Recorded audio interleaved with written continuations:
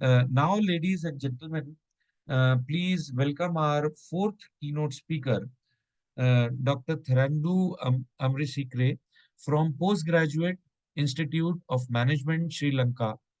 Dr. Tharindu is a senior lecturer at the Postgraduate Institute of Management, SJP, specializing in finance, marketing, communication skills, sustainability, and digital disruption. Dr. Tharindu also has been coaching students for CIMA Professional qualification for over 15 years. He also is a founder of award-winning digital agency, TAC, and National Public Speaking Champions at Toastmasters, being the only Toastmaster in Sri Lanka to be ranked number one in three competition categories. His public publications in academia have been recognized in the AIB South Asian Conference 2022, hosted by Indian Institute of Management, the Global Winter Conference in France, and World Education Summit in Malaysia. So I welcome you, sir, and I hope we are going to learn a lot of things. You are a wonderful speaker, I know. So the time is yours, sir. Thank you very much, Dr. Rudresh Pandey, for that wonderful introduction. Ibowan, good morning, salam, and very happy to be here today. I think for the third consecutive year, I've been invited to be a part of this wonderful conference. It's an absolute pleasure and honor for me. So without further ado, I'm going to take you through a very short presentation for about 20 minutes as advised.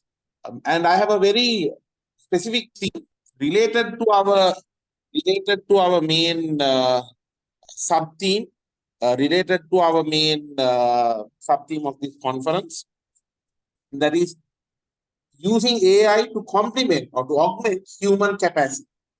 In other words, I am addressing this very common question. I believe I am audible. I believe I am audible to everyone.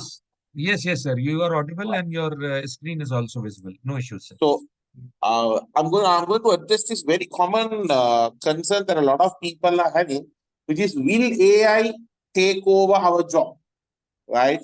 Will AI take over our job? That's a very common fear, a worry, a problem that almost like every person, if you talk to today, they will be having that concern. Will AI take over my job? Will AI take up? I mean, you hear this. You hear this. So many surveys are being done. But I'm going to give a little research-driven insight to this real question. And at the same time, we are also going to see what the future holds, right? So, moving on, if you look at a quick look at the numbers, about more than 1/3 of the business leaders say that AI replaced their workers in 2023. Right? There are multiple research and surveys being done, but there are many who say that AI actually replaced the workers that they had, right? At the same time, if you look at another survey by Asana, a very common automation platform, a survey done by them shows that employees are saying that 29% of their work tasks are becoming replaced by AI. Right, and that means it can be normal accounting work or documentation filling work. There's a lot of these things that are actually getting replaced by AI. If you look at it here, the former AI we used to have, we call it the narrow AI. AI has been a part of our daily lives for a long time. Only now we are beginning to realize it. The AI we used to have with us, my friends, the AI we used to have with us, that AI was what we call as a narrow AI.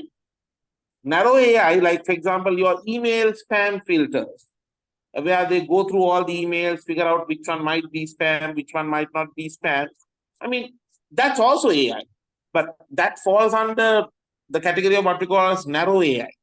The AI we have today, systems that can watch and learn how humans do something, systems that can watch and like see multiple things that humans do, and then carry that out in a coordinated manner. Even certain things like ChatGPT and all, or Copilot, for example, where they can write songs, write essays. Sometimes, we've had students trying to use it for their assignment purposes and so on. All that is a part of what we call as more broader AI, strong AI. So the more general AI gets, earlier the difference between humans and machines were also that humans are very good at general things. Like if you get a human, he can create a product, he can write a poem, dance, sing, all that. But a machine might only be able to move a component from point A to point B. It will do it much faster and better than the human, but that's the only thing it can do. Today, we have AI becoming more general, becoming good at a lot of things. And that's, I believe, where this massive amount of AIification or this automation via AI is taking place. So in other words, earlier we used to use AI for things that humans are not so good at. But now we are using AI for things that even people are good at. We are still using AI because it's learning and becoming much faster. So how many jobs will be lost according to surveys carried out in the US? They expect that the minimum amount is they expect about 75 million jobs to be lost due to AI. They expect about 75 million jobs to be lost due to AI. That's the common expectation which they have. 75 million jobs to be lost, right? But that's a bare minimum. That's a bare minimum. So where does AI come into the picture, right? AI has been proven to be very good at some of the modern day activities of analyzing the business processes, like trying to figure out where we need to go faster, where we need to go better, and also analyzing large data sets. A human might need a lot more time than AI to go through, let's say, 100, 200 Excel sheets or 1,000, 2,000 Excel sheets. Whereas you give an AI engine, even 1,000, 2,000 data sets, it will just, like in a flash, it will go through and give you the analysis. Conversations. Chatbots are being proven to be very useful, especially with generative AI coming into the picture. Chatbots are becoming very helpful for customer service, for you to talk with your customers, to discuss things with customers, to get a better idea about what the customers are actually saying and wanting. AI is able to understand that. You can see if you have a talk with ChatGPT, it's beginning to understand what is good and what is bad, what is right and what is wrong. It's beginning to discuss and understand a lot of those things. And also predicting the future. That's been one of the very difficult things for humans throughout history, predicting what's going to happen. But whereas today with AI coming into the picture, it's becoming quite possible to forecast and predict the future, see what is going to happen in the future, get an understanding about what lies ahead in the future. Because that strong analysis capabilities of AI is definitely making that a possibility. Definitely making that a possibility. Right. Okay. So let me just take you to this next point. Why do humans fear AI? So one of the main reasons why people are worried over AI is the concern on the rapid automation and the results that people are seeing. People are getting worried where they see more and more tasks being automated, and actually the results are quite impressive. On another note, the economic impact. Humans are beginning to realize that AI is actually cheaper, right? Where once trained, once prepared, AI is much cheaper than humans. And an AI bot can do the amount of accounts that a human does in 15 minutes, the AI bot will do it in 1 minute. So many top audit firms in the world like EY and all, they've already used lots of bots. They put about 5,000 bots on ground to carry out the basic accounting reconciliations and the accounting tasks. Right? And also there's a lot of uncertainty about the future. Like at this rate, okay, maybe today I can't take up my job, but what about tomorrow? and also the lack of skills compared to AI, because AI, especially the type of AI what we call as deep learning AI, they have the ability to learn without getting distracted and all. They have the ability to simply learn, whereas we need to ask ourselves about the ability of humans to learn. Of course, humans can learn, but uh, we get distracted in between, and then certain topics we may not be comfortable with, and that is never a problem with AI. And also the management talk, another reason, right? Surveys show that because the management is always saying, look, your job will be taken away by AI in the future and so on. Uh, that is another reason why that happens, right? Let me ask a simple question from the audience. We have fantastic 108 members here, including me. I'm calling myself fantastic also. If you look at this, is my question is AI engine or human? Who is a better artist? An AI engine or humans? Who is a better artist? I think it's always human, sir. Any one of you also can answer. Who wants to answer here? You can Sorry, put it I on the did. chat. You can put it on the chat also, everyone. Okay, sir. We Exactly. have So good. We have an op- answer from Nidhi who says humans. Okay, yeah. good. So we are more towards human, sir, I suppose. Yes. So I'm going to share with you a very short video. And unfortunately, the sound will probably not be there, but I'm going to show you some art that um, my students have done. All right, take a look at this.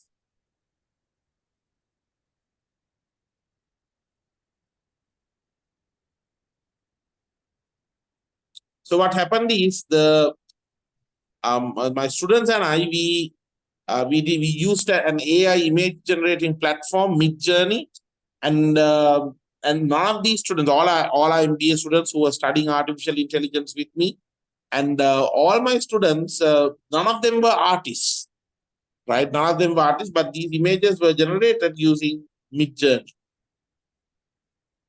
Take a look.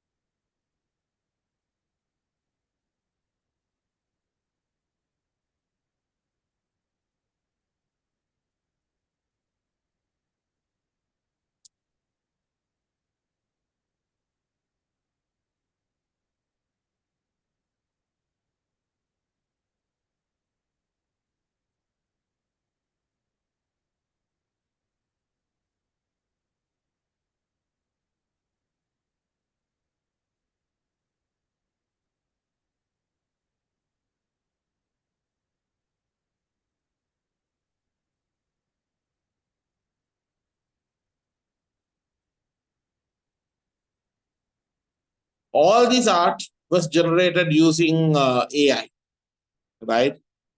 Absolutely, yes. Prompt is given by the human, so the human is in control. Fair enough. But do remember the output is generated by the AI engine.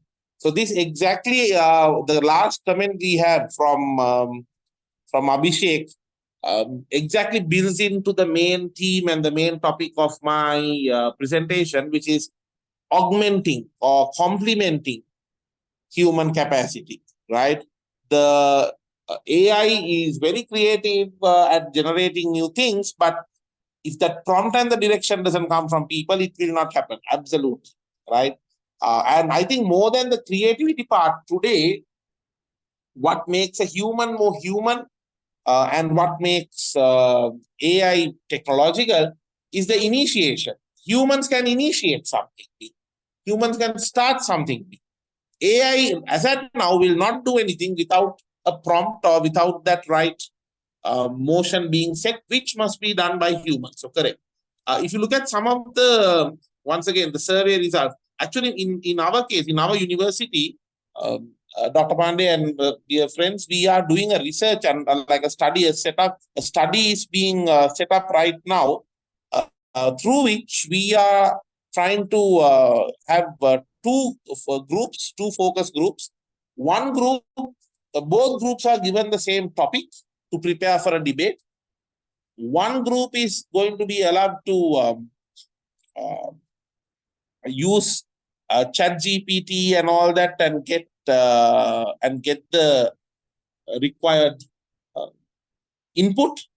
The other group, no ChatGPT or technological access. They just have to discuss among them and prepare points on what they do. And both of these teams are going to be put into a debate, and we are going to get the judging panel to judge without knowing who prepared with AI and who didn't prepare with AI, just to see whether this preparing with AI or depending on the traditional knowledge and the know-how, what is the impact that it has on our thinking, on our beliefs, and on our approach to a problem. So probably by next year, if I'm still a part of the conference, we will have the results of that, which I can come and share. So if you look at as a result, the highest job growth, so AI is unlike replace jobs. This is a research from World Economic Forum. We call it the Future of Work survey. AI is unlikely to be able to replace jobs requiring human skills, mainly judgment, creativity, physical dexterity, and emotional intelligence. And in fact, the largest job growth from 2023 to 27 is expected to be in the areas of drivers for heavy trucks, vocational education teachers, and so on, right? And the most important skills that employers will need that AI can or can't give is analytical thinking, which probably AI can give, and also empathy, understanding the others, that AI is still getting there, not at all there where it should be.